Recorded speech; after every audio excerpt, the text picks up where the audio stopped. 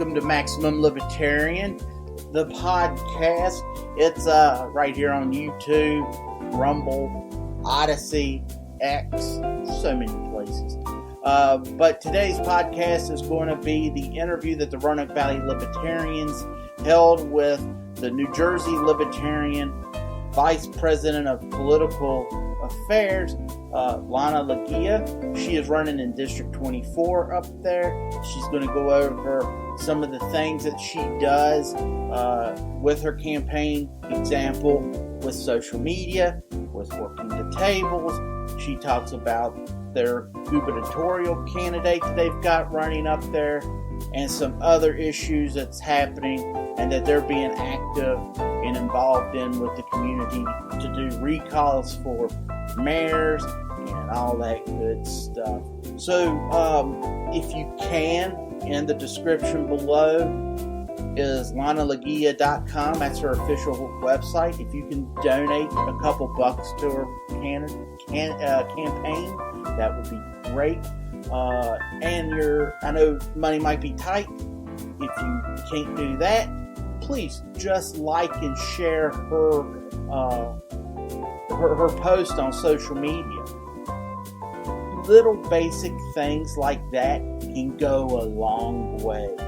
And if you can help me out, like and share this video. I would like you to go over before you get your podcast and, give me a good 5 stars and all that stuff. Let your family and friends know that we're out here doing this. We're trying to spread the message of the Libertarian Party and just being a good citizen amongst everyone in your community. So sit back and get ready to listen to this pretty good conversation with Lana Leguia from New Jersey. All right. Talk to you later. All right. Welcome, everybody, to the Roanoke Valley Libertarians live stream. We've got a guest today. We've got Lana Leguia. She is running for the District 24. What is that called? State Assembly, I believe. State Assembly. And she's going to just discuss that, what's going on up there, and all the good stuff in New Jersey. So I'm going to turn it over to her. If you have any questions real quick, just put it in the comments, and then she'll answer them after she gets done speaking. So go ahead, my friend. Speak away. Yeah. Thank you. Thank you for the introduction and for inviting me to come on. I'm always excited to talk about either libertarianism or running for office or any of that good stuff. So, yes, I'm running for District 24 for State Assembly, and that's, if you know the geography of New Jersey, it's Sussex County, Warren County, so the northwest side of New Jersey, bordering Pennsylvania and New York. It is one of the most libertarian areas in the state, and it's also very, very rural. I'm also not director, but head of political affairs for the New Jersey Libertarian Party, and basically my job is to recruit candidates, train them, polish them up, and all the stuff related to candidates, promoting them and all that. But also part of my job, as the name implies, is to basically be the face of the party when it comes to political things. So if the assembly is trying to pass a bill that is anti-liberty, I will drive down there to Trenton and speak on the party's behalf. Or, for example, we're doing a recall campaign in South Jersey. And so I'm helping with that alongside the southern region and the chair down there. So my title encompasses a lot of things, and I do wear a lot of hats. But I do want to talk about why it's important to run for office. I've run for office 3 times now, 3 times in a row. This year, like I said, is State Assembly. Last year was Congress, and the year before that was school board. I almost got that position. I got 46% that year. And a lot of times people don't really understand why, especially if you're running with a third party, especially with the Libertarian Party, why are we even running? None of us ever win. When we do run, we maybe break 1 or 2%. Why is it important to run? And for some reason, there's this distinction that people make between activism and running for office. They think that one has to be prioritized over the other, and one is more important than the other, more valuable than the other. that the only way to tear down the system is not within the system, but basically mass non-compliance, or basically ignoring that it exists. And talking to your friends and family and community and converting one person at a time to be non-compliant to the system. And I don't want to devalue that side of activism, because it is very valuable, and it does help. But the system exists. It will exist. It will continue to put the boot on your neck, whether you want it to or not. But running for office is activism. You are an activist when you are running for office. There are two avenues that people join the party. One, and this is pretty infrequent, but one is maybe you're a academic, or you took a political science course, or you just like philosophy, you were introduced to libertarianism, you now identify as a libertarian, and you want to help spread that philosophy, you want to help spread liberty. Unfortunately, people who kind of fall in that category tend to not join a partisan political party. They tend to join organizations that are outside of politics, but still within the liberty movement, like the Cato Institute, the Atlas, or organizations like FIRE, or You Are the Power, where you're working directly with individuals to spread liberty. But I am one of those people who were just philosophically libertarian and wanted to help, and that's why I joined the party. So I say that as someone who joined for that reason. But the most frequent case I see of people joining the party, and the next time you're at a libertarian event or meeting, ask the person you're sitting next to, why did you join the party? And they're most likely going to say something to the effect of, a candidate inspired me to join and help. You hear people say, I joined during the Ron Paul Revolution, or I joined during, so-and-so's campaign. Candidates bring in members, and members then go on to committees, or turn into activists, or run for office themselves. And that in turn brings attention to the party and what the party is doing and its platform, which brings more attention to candidates, and it goes in a circle. Small L activism and running for office, they're both segments of activism, and they both work in tandem with one another. They feed into each other. So this idea that one is more important than the other, or we need to focus on one versus the other, is simply just not true. That one cannot exist without the other. And I'll give you a small anecdote. Last week, me being me, a couple of volunteers, and the gubernatorial candidate in New Jersey, Vic Kaplan, were at Sussex County Farm and Horse Show, which is a huge event. Thousands of people come to this fair. It's a 10-day event, so we were there every single day. And one of the days, Vic and I were just kind of standing, talking to people, whatever. This guy almost walks by our booth, and he's like, oh, libertarians. And he decides to stop in. And he had questions, and they were good questions. Like, he was digging deep into our philosophy and where our positions come from. They were great questions. It was a great conversation, and the three of us were kind of feeding off of each other, bouncing off of each other. Anyways, 45 minutes later, he says, you know what, Mr. Kaplan? He shook his hand, and he said, not only do you have my vote, but I'm going to join the party. We converted him on the spot. So that's definitely a win. It was one person, but it was definitely a win. The reason why I bring it up is because there is no other situation in which, at least organically, someone is rushing to hear your opinion on politics or on philosophy or on anything. Candidates get automatic spotlights. Another example is when I ran for Congress, I was going into a coffee shop to get a drink before going on to my next thing. And he says, aren't you the girl that's running in District 7? And I said, yes, that's me, Lana Leguia. And, he was one of the employees, so he didn't have a whole lot of time, but he spent, 2, 3, 4 minutes talking about the two parties and how he likes voting for third parties and talking about my platform, et cetera, et cetera. Randomly at a coffee shop. There is no other situation in which somebody would just randomly start talking to you. And there is this assumption that if you're running for office, that people can just come up to you and talk to you about your platform and about politics and about, candidates and war and all this other stuff, which is a good thing. It can be annoying. I'm not going to lie, it can be annoying, but there is no other situation that's going to happen. Candidates get automatic spotlights. They get invited to debates. They get invited to public forums. People approach them in the middle of the day. They have an excuse to door knock and hand out flyers. They have an excuse to go to these tabling events and talk to people, the people who are voting. So the people who are directly influencing who has authority over us, they have that opportunity automatically simply by being on the ballot. And you can't get that sort of exposure through any sort of activism. I don't want to say never, because there are activists that are incredibly successful, and they get some sort of notoriety and infamy, but candidates have that stage from day one as soon as they get on the ballot.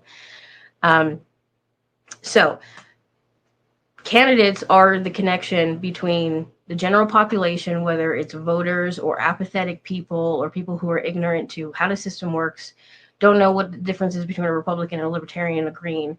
The candidates are that connection between those people and that large swath of people and the party's platform. So that is one huge reason why running for office is a form of activism, and it's very important to prioritize candidates and prioritizing, promoting them, and giving them the platform and the opportunity to just simply exist.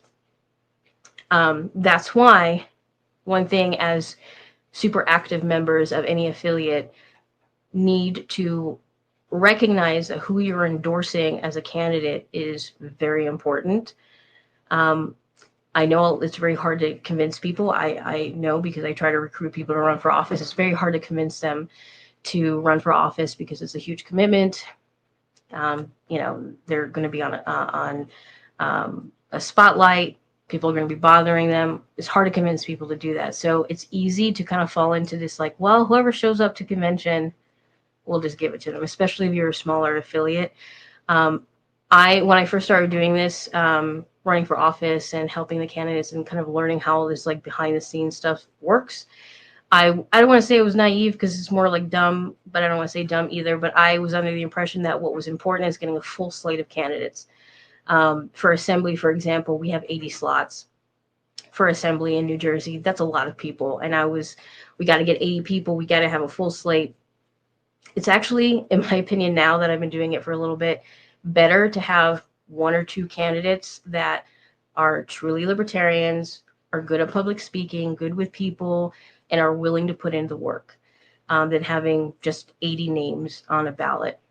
For example, right now we have 5 candidates, including me, the governor candidate, a couple of city council, local office candidates, and they're all active. They're all showing up to things. They're going to events. They're tabling events. They're talking to voters. That has more of an impact than just having a name on a ballot and being a paper candidate.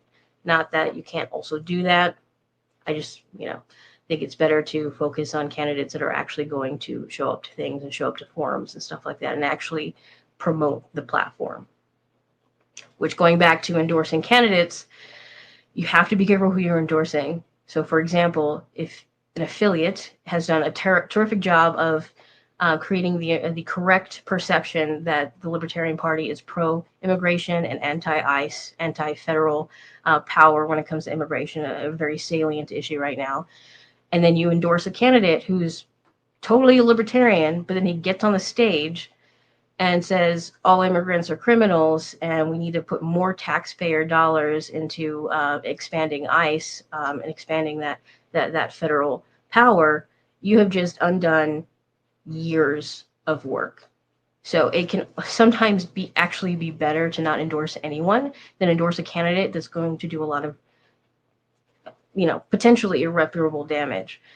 A couple of things that happened in recent years, in the last 5 years in New Jersey, not when I was in charge of the candidates, but before I got on board, we have had candidates that were just not libertarian, but we just wanted to fill the spot, and they did a terrible job of representing the platform, which did damage, which adds to you're just Republicans or you're just leftists or whatever the case may be in your state.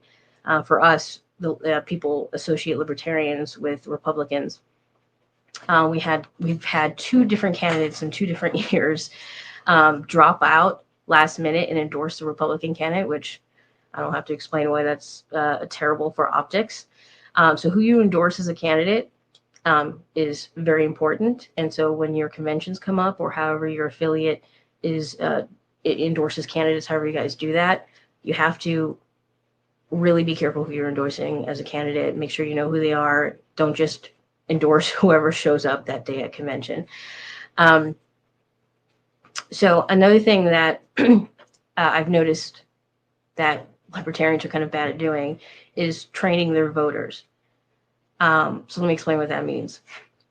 And I'm sure you know people who do this, who vote Democrat or Republican, they don't actually look into the candidate. They just, oh, he's a Republican, I'm going to check that box.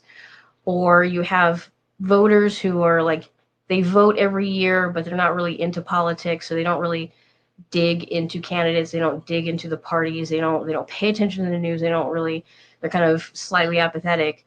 And they just say, okay, I like the idea of lowering taxes, and I'm pro 2A, so I'm going to click that box for a Republican, even though we all know, at least anyone who's watching knows, that Republicans don't actually do those things. But for people that are just not really paying attention but vote, they're kind of just voting for political parties, and they're trained to think that this front-facing platform that the Republican and Democrats have is genuine, and that's what they're going to get when they vote for those candidates. At least in my state, and I think it's true in a lot of other states, people have no idea what they're voting for when they vote for a libertarian. Sometimes it's just they've never heard of a libertarian before, which is fair, or there's such conflicting information and messaging when it comes to libertarianism, they don't know what they're voting for. I've had people say, oh, well, what party are you with? And I say libertarian, and they cringe because they're like, oh, so you like Trump, or oh, you want to lower the age of consent, or oh, all these horrible things that people associate with libertarians that is inconsistent with their platform. You'll hear, or you'll hear the opposite, where it's like, oh, you're a libertarian, I like Trump too, you like what he's like. You get both good and bad with poor associations with the Libertarian Party and what our platform actually stands for. So consistent messaging with your candidates in your state is going to help train your voters to know what to expect. For example, this year, like I said, we only have like 5 candidates. But every single candidate has basically the same platform, aside from a few things that are, more salient and relevant to their position, because some of them are running for local office. So all of us, we want to repeal the income tax. All of us are saying we need to roll back zoning laws to make housing more affordable. Everyone's on board with, not supporting ICE agents when they come into the state, et cetera, or whatever's relevant to their seat. So meaning, no matter who you're talking to, whatever libertarian candidate you're talking to the state, no matter where it is, they're saying the exact same thing. So when you vote for a libertarian, you know what you're voting for, you know what you're getting, you know what product it is that you're purchasing, so to speak. So I think that if we are more consistent in our states with our candidates and not just kind of letting candidates do whatever they want, and having that consistent messaging through not just the affiliate channels, but also through candidacy, you're going to end up creating a situation where people are just going to pull the lever for you next time. So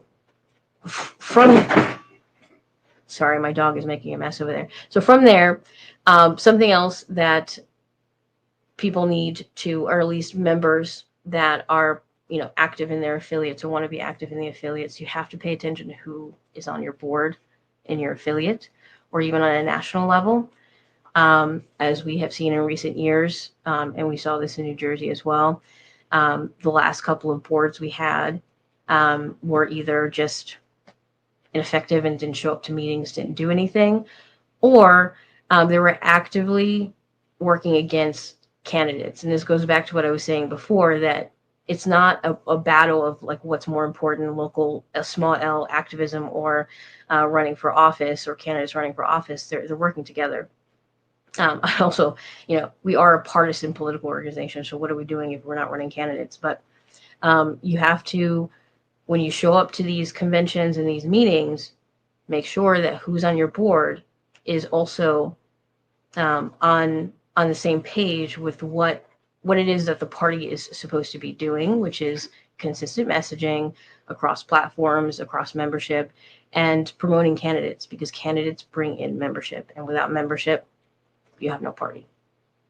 I don't want to talk your guys' ears off, but the last thing I'll say before we kind of maybe go into something else you guys want to talk about, one thing that every time I want to like just stop, because I do wear a lot of hats and I do a lot of things, and sometimes it feels like the Libertarian Party is not doing anything, or being a Libertarian doesn't have value. Like, what are we doing?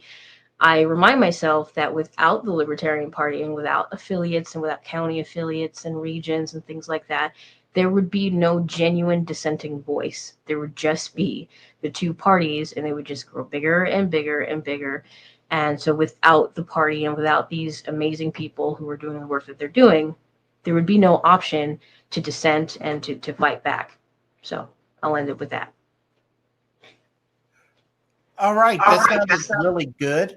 I have one of my questions that I have. You said you've ran 3 times in a row. Mm-hmm. One of the guys down here, he ran for city council, and I remember I was talking to him, and he said that when you lose, it was so deflating. You don't want to do anything. Like the affiliate shuttered pretty much. And my question to you is, how do you stay motivated to run 3 times in a row?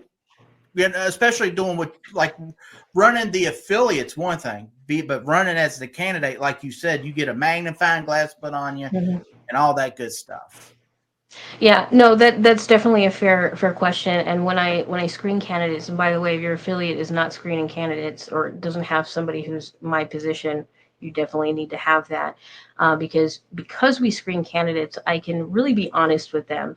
Aside from making sure that they're actually libertarians, and they're going to promote the platform, and if their lifestyle kind of seems like they would be able to commit to it, et cetera, I'm able to be honest with them that the likelihood of you winning a higher seat is very low, right?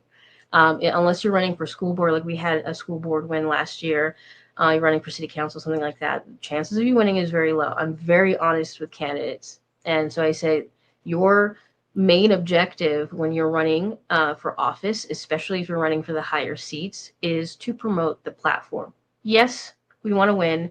Yes, I would love to have a libertarian governor and start destroying the system from within. That is the goal. But if you go into running for office with the mindset of, I'm going to win, and if I don't, I'm a failure, yes, you're going to end the year exhausted and feeling like you didn't do anything, and feeling like a failure, and you're never going to run again. That happens a lot. But if you change your perspective from, I'm a failure if I don't win, to, my goal in this race is to talk to as many people as I possibly can about libertarianism and about what the libertarian solution is to these issues. My goal is to talk to as many people as I possibly can in this year. You'll be successful, right? And so I think it's just a change in mindset. And Vic, who's running for governor, has run several times as well. He ran for Congress last year. And I was helping him kind of change that mindset as well, because at the end of the year, he said, well, I got the most votes, out of everyone, but, I still only got 1% And I said, yeah, but you talked to how many people, you texted how many people came up to you and said, you changed my mind about this, or joined the party because of you, or now libertarians because of you. Or how about all the libertarians that existed in your district that didn't have anyone to vote for, and now they did, right? So it's just a change in perspective of what you're trying to get out of your campaign.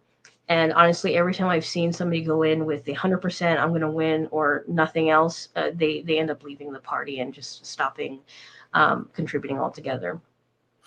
Right. Now, when it comes to finances, since you've run, has there been anything that you've done where you've learned, like, all right, some benefits, because we got to get the most bang for our buck. We don't. It's not. I wish we got hundreds of thousands of dollars to run, but we don't. And in turn, what are some things that you've found in your campaigns where you're like, if I could tell a libertarian, this is what I would do. Use this how I would use the money wisely. So I don't know if it's true of other states, but New Jersey's kind of known for being rude, just in general. People don't answer doors here. They don't answer phone calls. They're like, "What are you doing on my property?" My parents live in Georgia, so I'm used to the South, where everybody is like, they want to have dinner with you as soon as you show up to their lawn. New Jersey's not like that.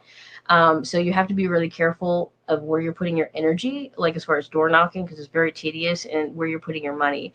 Especially since, yes, we don't get a lot of money, and affiliates also don't have money. I mean, the LNC also doesn't have money. We're a third party. It's hard to compete with the parties that have literally millions of dollars to not just throw into their candidates, but throw into oppositional campaigning as well. It's really hard to compete against that. But whatever you can do to have face-to-face time with voters is worth the money. So, for example, this fair that I spoke about, I can't tell you how many people came up to me and said, "Oh, I didn't know there was a libertarian in my district. You have my vote." Or, "Hey, I've been a registered libertarian and for 20 years, and I didn't know there was a party." They didn't even know there was a libertarian party in their state, right? And it was just the fact that we existed at that state fair. Now, the state fair was kind of expensive, or it really was a county fair.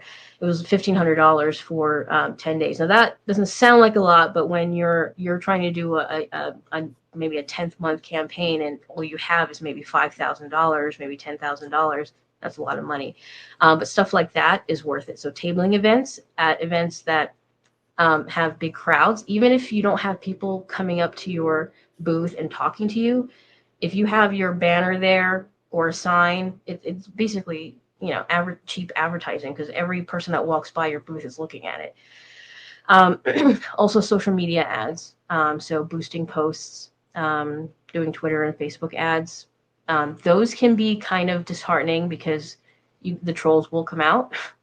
You get a lot of negative feedback, but I've noticed that when we check the traffic to websites, when we do social media ads, they just go through the roof. So even if you get like this immediate like troll activity on social media ads, you're getting traffic to your website, which is what you want. So if you're going to throw money at anything, social media ads, and you can do $30, $50, it doesn't have to be a lot of money. And show up to everything that is free. So like League of Women Voters, or some of these small organizations that ask you to show up, or even small podcasts that have 5 followers or whatever. Show up to those things, and then take footage or take the recording, chop it up, put it on your social media. There's so many things that you can take advantage of that are either free or very cheap, and then you can expand on that. Another thing, texting is still in the works for me, because it is expensive, texting. And the response was weird, because like when Vic, when he ran for Congress in his district, texting was incredibly successful. He had people that voted simply because he texted them. But then in my district, they didn't appreciate the texting. So I don't know if there's like a cultural difference between where he is in Central Jersey and where I am in Northwest Jersey. But texting can be a worthwhile investment from my perspective. Also, if you have volunteers that can make phone calls, nobody likes to make phone calls. Phone banking is like, torturous, at least to me. But that is also worthwhile putting your energy into if you have a volunteer force. What social media do you find the best? Is it Facebook, X, one of the other ones? I mean, I know they keep popping up. So, which one do you find is the most effective for you? So what you have to do is you have to see who your registered voters are. If you live in an area, because everyone's different, like say you live in Florida and most of your registered voters are over the age of 50, for example, you're going to want to do Facebook, right? Because that's the main demographic of Facebook. Right. If you live in an area that has a lot of colleges, you're going to want to do TikTok. So it really depends on what your voter demographic is. But generally, what I basically have all of them. But what I do is X or Twitter, whatever, Facebook, YouTube, and TikTok, and it kind of just hits everything. And so when you make content, you're going to want to either make 3 versions of the same content so that it fits on the platforms, or just post the same thing to each platform and see how they do. I get the most attention from paid social media ads on TikTok and probably Facebook. I haven't had much luck with paid social media ads on Twitter, although Twitter just in general has more traffic because it's such a faster platform. Although TikTok is cracking down on like boost posting on political ads. So you have to, when you invest in TikTok post boosting, it has to be on a video that doesn't sound like it's a political ad. It just has to maybe be you talking about something going on in your town or whatever, and then you can boost it. And they have weird rules around boost posting. Okay. Dean, do you have anything? I have a couple of things. First off, good that you're running in New Jersey. You find it. How long have you been a libertarian? That's my first question, and follow that up with how is New Jersey? I know you guys are registered. You register to be libertarians. We don't have that down here. How many registered libertarians are in New Jersey? And do you like being on the committee that you're on for the state affiliate? So trying to think what your first question was. How long have I been a libertarian? So I guess it depends on, small L or big L. I would say I've been a libertarian my entire life. I was homeschooled. Both my brother and I were homeschooled. And my mother, distinctly remember my mother just always fighting some sort of authority. She was big into protesting when she was in her 20s. They're boomers, by the way, just so you can understand the generation that she was part of when she was doing this protesting, right, in the 60s and 70s. I also distinctly remember my father being really mad when he built a shed in his backyard and he had to take it down basically because he didn't ask permission. So these libertarian ideals of this is my property, I get to do whatever I want with it. Authority isn't real, basically, has been instilled very young. I was introduced to the philosophy, I would say probably in my 20s, but I didn't really find a reason to join the party until I don't know, maybe five years ago or so. And why I did that is during the pandemic, I got really popular on TikTok. I had almost 40,000 followers, and I talked about lots of things, but mostly politics and things that were happening, particularly with the lockdowns and how it's authoritarian and all these things. And there was just this moment where I was like, I'm not doing anything. I'm just talking to an echo chamber. This is not doing anything.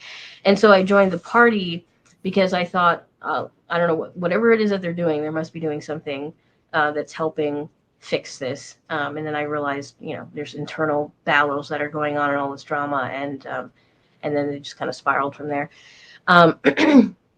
Do I enjoy being on the state board? Yes. I think I take the most pride out of that position, and it's because my position specifically, I get to really be a thorn in the side of the two parties, but also try to really highlight some of the things that are happening in New Jersey, like some of the eminent domain issues. I get to show up to council meetings and yell at members. I don't actually yell at them, but, kind of explain why something's unconstitutional, why this is anti-liberty, or like the recall campaign that's happening in Pemberton, the extremely corrupt mayor that's in Pemberton.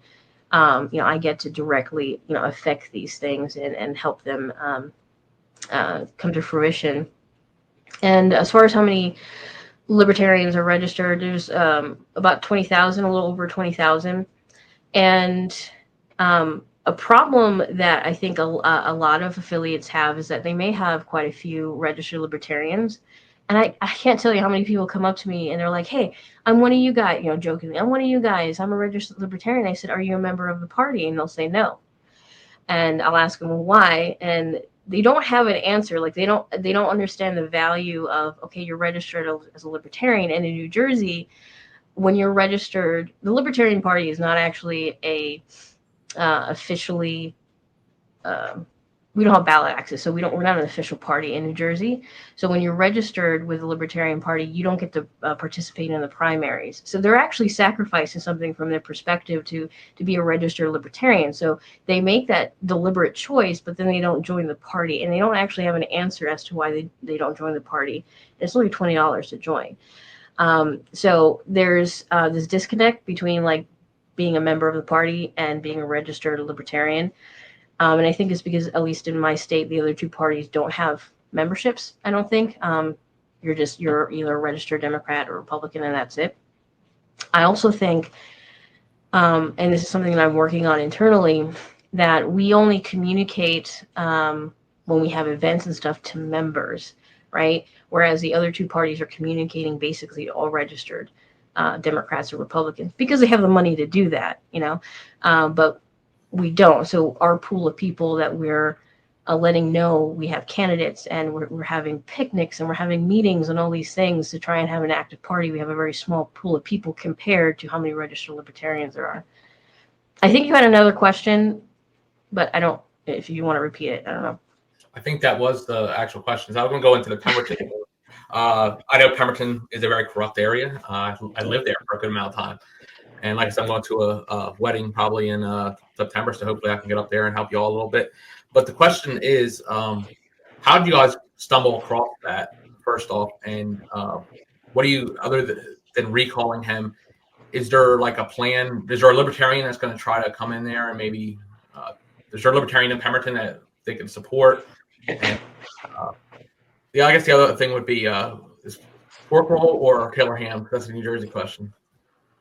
I'm actually not from New Jersey, so I don't know what the difference between those two things are. Like, I wouldn't even know. They're the same thing, actually, but people I know explain it South Jersey. That's all that is. Like, somebody explained is one of them is kind of like Spam, and the other one is like sliced meat. I don't know. So no, it's the same thing, actually, and they just call it different because it's called Taylor pork roll. They call it Taylor ham in the north part of the Jersey, and southern part they call it pork roll. So that's just it's just a New Jersey thing. But the thing with Pemberton is like, how is that going? And is there ways people can get involved? Because I can obviously share this to people that I know. Yeah, absolutely. So we're kind of somehow turning into a party that's recalling people and pissing off mayors, because I live up north, and there's a town called Hopatcong, and there's also a problem with that mayor. So I was like, well, I can help start a recall campaign for that mayor. And then in Toms River, I don't know if you know what's happening in Toms River, but there is a mayor who wants to use eminent domain to take a property from a church and turn it into a pickleball court, which is ridiculous, obviously. There's obviously more details I can go into if you'd like. But then I was like, let's recall that mayor. Anyways, you have to pay attention to what's going on in your town. And we do have people on social media that kind of send us stuff like, hey, this is what's going on here. You got to look into this. But with Pemberton specifically, the chair of South Jersey actually lives there. And so he has a very direct knowledge of what's happening. And he has attended meetings and he talks to people. So with that situation, we were kind of, I guess, lucky. I don't know if I can say that lucky, but that we kind of have someone like on the ground, knowing what's happening with that. So the mayor there, just quickly, I mean, you can look it up. His name is Jack Tompkins, so Tompkins. Just type in his name and Pemberton, and a million things will come up. But to summarize, he has 8 lawsuits against him that the town has to pay for, which is a crazy amount of lawsuits. He has, I think, 5 now sexual harassment accusations, including one of a minor. He has vindictively canceled festivals, particularly the Water Festival, 2 years in a row. For example, this year he canceled the Water Festival because the council meeting was like the day before, a couple days before, and people showed up in protest of him, and it made him mad, so he just canceled the Water Festival. He kind of Mirror Lake Water Festival. Yeah. Yeah, so that's a very popular, beloved festival, and he just canceled it because he was, throwing a hissy fit, basically. And because of how the government is structured there, he has the power to kind of act like a king, unfortunately. So this has actually been in the making for a while. Dustin brought it to my attention I believe last year. And I said, so what do you want to do? You're the chair of South. Well, he wasn't at the time, but, you live there. What do you think? Are people going to be receptive to it? At that time, there was a different recall campaign happening, and he didn't want to interrupt that. He didn't want to interfere with their efforts. Unfortunately, they were not able to get enough signatures, so it was a failed campaign. And now we're here, and it's just getting worse. It's costing the town more and more money for him to just kind of exist as mayor. And so I was like, okay, let's just do it. And the process, I wouldn't say it's simple, but it's tedious. You have to write things the same way and fill out the right paperwork and all this stuff. And that itself took probably about 2 months. But now we have all the paperwork ready. We actually have the petition ready. We're collecting signatures. If you want to get updates on the campaign, we do have a website up. It's recalltompkins.com. Make sure it's not Recall Jack Tompkins, but I think it's Recall Tompkins. recalltompkins.com. And you can put your email in there. We have updates going on there.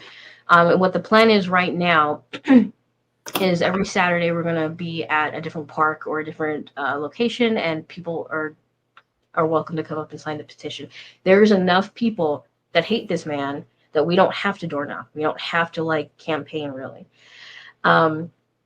They are trying hard to discredit us. So before we had the official petition. So there's several stages to a recall campaign in New Jersey.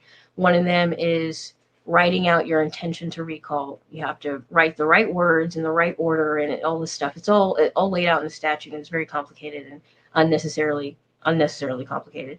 But our intention to recall got approved, and the mayor was served with that intention. Now, aside from that, you have to have your petition format approved, which is literally the piece of paper where the signatures are there, kind of like petitions to run for office. That format is a separate approval process. So there's 2 approval processes. So during our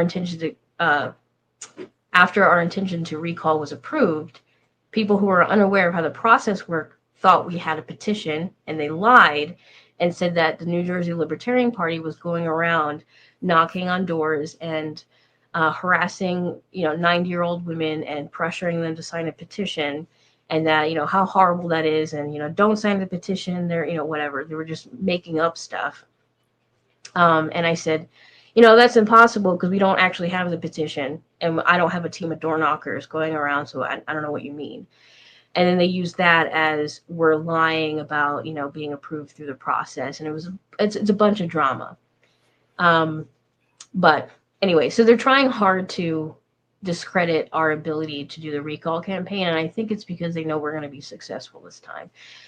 Because last time it was just one individual resident that was doing it. And that's a lot of work. We have to collect 5,000 signatures.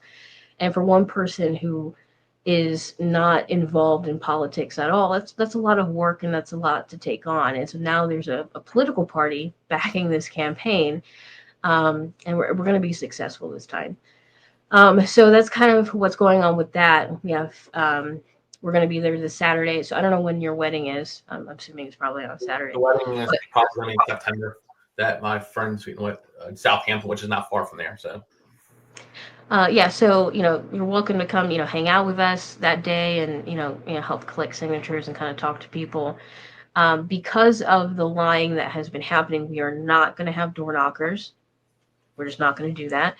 And we also are going to be very, very strict about who has access to the petitions, because, I don't want there to be any room for accusations or discrediting some of our volunteers that are collecting signatures, or the opportunity for people to put fake signatures, which has happened in the past. So we're being very diligent about who has a petition. It's only in their possession, etc. You said you're going to be successful getting the recall. Are you in a spot where this guy's just going to run again at the recall and then just get, you know how it is. Nancy Pelosi spoke about AOC. A glass of ice water would win her seat because it's just it's gerrymandered into Democrat. So what's going to happen if he does get recalled? So because the recall has two options. You can either have the recall vote to recall to be at the next general election, which is happening in 3 months or whatever, or you can have a special election. Because of the law and everything, we didn't have enough time to have it added to as an extra thing you do at the general election. So we're going to have to do a special election, which is a whole separate cost and a whole different thing, and that's a whole mess in itself. But what's going to happen is we collect the signatures. They get checked just like a regular petition, and then they have a special election where just the vote to recall or not recall will be on there, and then if he is recalled, there will be no mayor. I don't remember who takes the responsibility of mayor, but there is somebody in second in line that would take his responsibility, and then his seat would be up for re-election next year during the general election.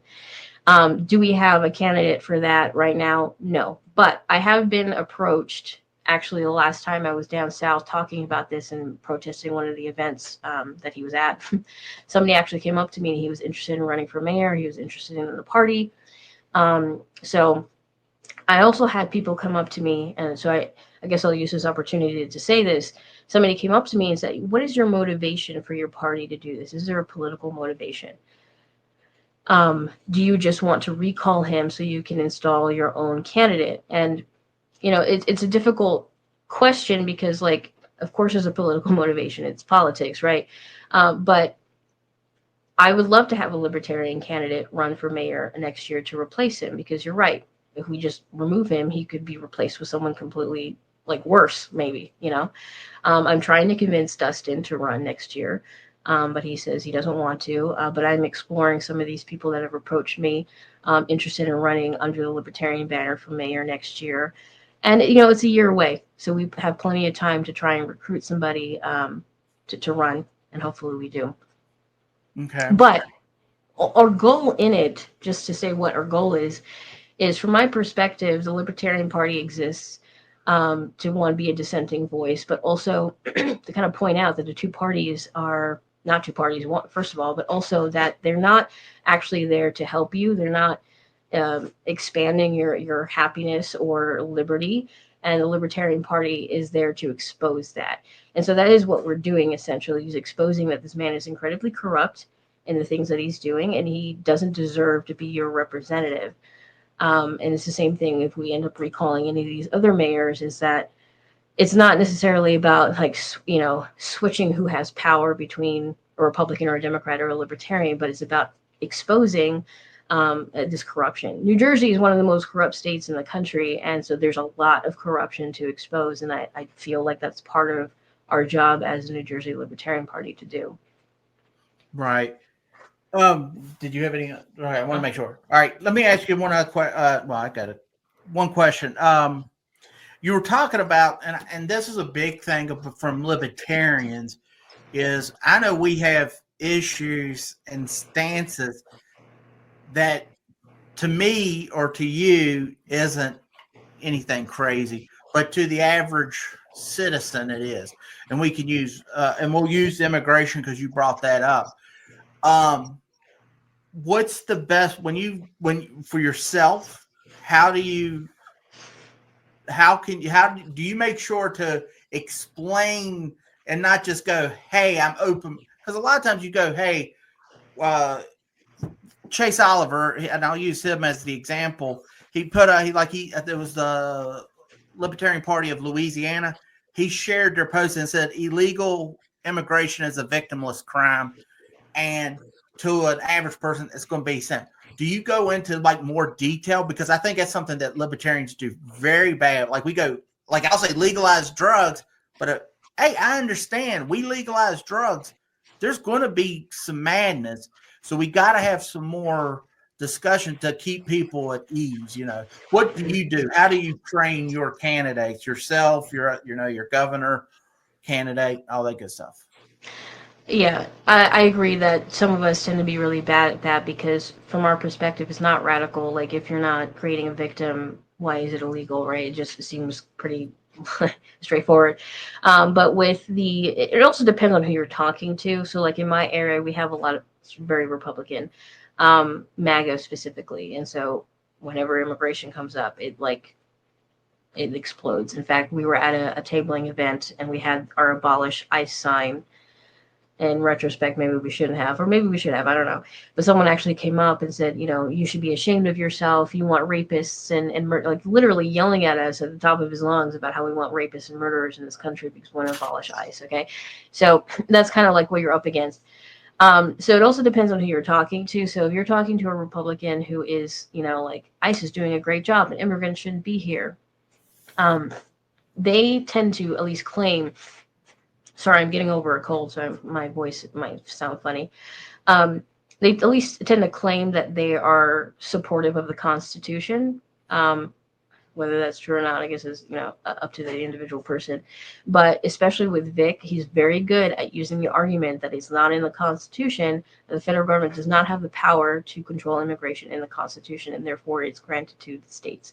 Now, even as a libertarian, we also don't want the states to necessarily have control over immigration because every individual has the right to freedom of movement and freedom of association. And you can't have either of those things if a state, either local or otherwise, has power over that. But you got to ease people into the idea. So, okay, now maybe you've convinced this person that, okay, it's not in the federal government's power to do that. And now it's down to the states. And then you can start arguing why the state shouldn't, the individual states like Texas or California can or cannot.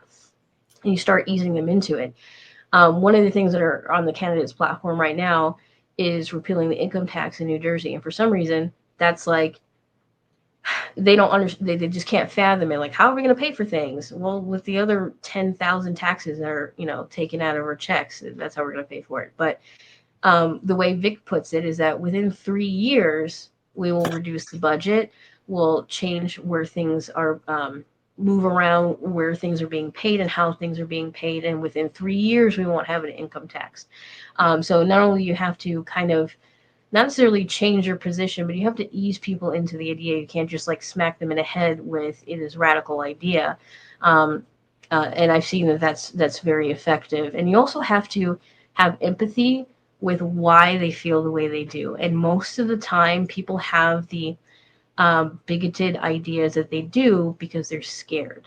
They're convinced that Muslims are going to come here and blow things up, or Mexicans are going to come here and rape children, or whatever that Trump has said that they do. They're scared that those things are going to happen. So if you have the understanding of why their position is the way it is, even if it is on its face incredibly bigoted, you can try to help them understand that those things are not true. They're not going to happen, or, that's what police are for, or whatever the case may be. You have to really be able to understand where people are coming from and then ease them into an idea. Right. And that's what I think a lot of times people do get spooked by. Like if I say no, there's almost nothing I wouldn't legalize. I mean, there's things that I would obviously keep illegal, but it's when it comes, and I'm using drugs or whatever the issue might be, but I don't want to spook them, and that's a bad thing that can happen. New Jersey's the biggest tax state in the country. Like, they should be happy you want to take away income tax. I mean, it's one less tax they got to pay. I lived there; it was high money. Well, like for example, with the income tax, the first thing people say is, how are we going to pay for roads and public services like fire and EMS? And a lot of them, I guess, don't realize, and they kind of give me this look like, oh yeah, I guess you're right. When I say, well, actually, fire and EMS is not paid through income tax; it's paid through your property taxes, right? The income tax didn't start in New Jersey until 1976, and it was created to help pay for education, or at least disperse the wealth to areas like Newark, West Orange, and Trenton that had poor education. And it was their attempt, at least that was their excuse, their attempt to kind of even the playing field for children's education. Well, here we are 50 years later, and Trenton and West Orange and Newark and all these impoverished areas still have the worst education scores in the state. So it didn't actually do anything. So where is that money going? As far as roads, not only are we actually known for our toll roads, like that's literally like one of the top things New Jersey is known for is our toll roads, but we also have a gas tax and a property tax and an income tax. How much money do we need to spend on infrastructure? Like how much money do you need to take from us from that? And so when you kind of explain these gaps that people have in their head of like where their money is actually going to and what it's being taken for and what is not being spent on, it kind of clicks in their head. They're like, okay, no, maybe we don't need an income tax. Or you bring up the fact that 9 other states don't have an income tax and they do just fine, right? Yeah, toll roads. Yeah, that's expensive. I don't even know if they are now, but like Parkway, State Expressway, Turnpike, I should make enough money to get those roads fixed. They're for forever be working on those roads there because it ain't gonna ever change. Mm-mm. And I used to live in Houston, and they have toll roads and all that. But at least in Houston, you had the option of not getting on the toll road. You can get on the other roads that maybe added 5 to 10 minutes to your journey, but you had the option of not paying the toll road. In New Jersey, you don't have an option. If you want to get to the other side of the state, you have to get on a toll road. You have to pay that toll on top of the gas tax and your property taxes. Or if you want to leave the state, you need to pay too. Like everybody. Yeah. Oh. Mm-hmm. And so then go ahead. Just real quick, you were from Houston, then to New Jersey. And then your folks are in Georgia. Did you come from Georgia and jump around, or how did I've jumped around. So I also lived in Colorado. I've lived in Houston and San Antonio. I've lived in Colorado. I've lived in Georgia. I've lived in Alabama. I've lived in North Carolina. This is actually the first time I've lived this far north.